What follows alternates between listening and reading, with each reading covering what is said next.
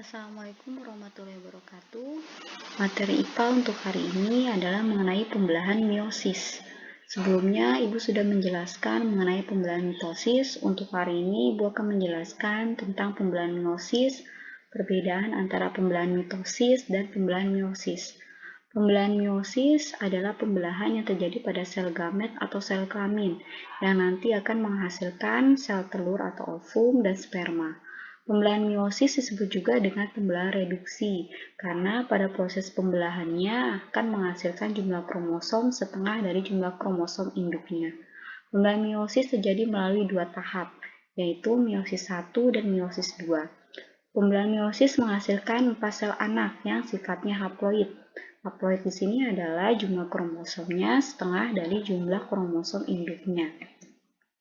Tahap-tahap pembelahan meiosis. Yang pertama ada meiosis 1.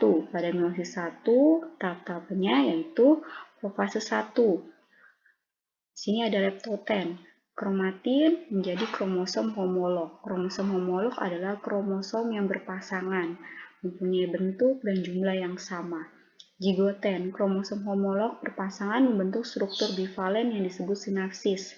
Sinapsis adalah peristiwa kromosom homolog yang berpasangan. Pakiten, jadi pada setiap sinapsis nanti terdapat 4 kromatid yang disebut tetrad. Dipoten, terjadi pindah silang kromatid atau crossing over. Pada proses ini memungkinkan terjadinya pertukaran materi genetik dari satu homolog ke homolog lain. Diakinesis, terbentuk benang-benang pembelahan dan membran inti sudah mulai menghilang. Metafase 1. Tetrad dari dua kromosom homolog berjajar di bidang ekuator atau di tengah-tengah bidang pembelahan. Anafase 1. Setiap pasangan kromosom homolog yang masing-masing terdiri dari dua kromatid berpisah menuju kutub yang berlawanan.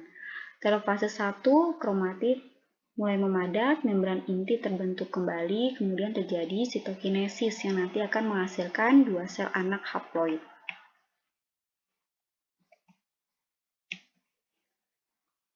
Meiosis 2. Tahap-tahapnya yaitu profase 2, benang-benang gelondong atau benang-benang pembelahan terbentuk lagi dan membran inti kembali menghilang. Metafase 2, kromosom-kromosom menempatkan diri di tengah bidang ekuator atau di tengah-tengah bidang pembelahan. Anafase 2, tiap kromosom membelah, kromatid memisahkan diri dan menuju ke arah kutub yang berlawanan. Telofase 2, benang pembelahan menghilang, diikuti dengan sitokinesis 2 yang akan menghasilkan fase anak yang sifatnya haploid. Jumlah kromosomnya setengah dari kromosom induknya. Ini gambar keseluruhan tahap-tahap pembelahan meiosis. Perbedaan mitosis dengan meiosis. Mitosis terjadi di sel tubuh, sedangkan meiosis terjadi di sel kelamin. Mitosis tujuannya untuk pertumbuhan dan perbaikan sel yang rusak, sedangkan meiosis tujuannya untuk menghasilkan gamet dan mengurangi separuh jumlah kromosom. Mitosis terjadi melalui satu tahap, profase, metafase, anafase, dan telofase.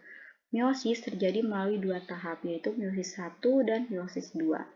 Mitosis akan menghasilkan dua sel anak yang sifatnya diploid, jumlah kromosomnya sama dengan induknya. Sedangkan meiosis menghasilkan 4 sel anak yang sifatnya haploid, jumlah kromosomnya setengah dari jumlah kromosom induknya.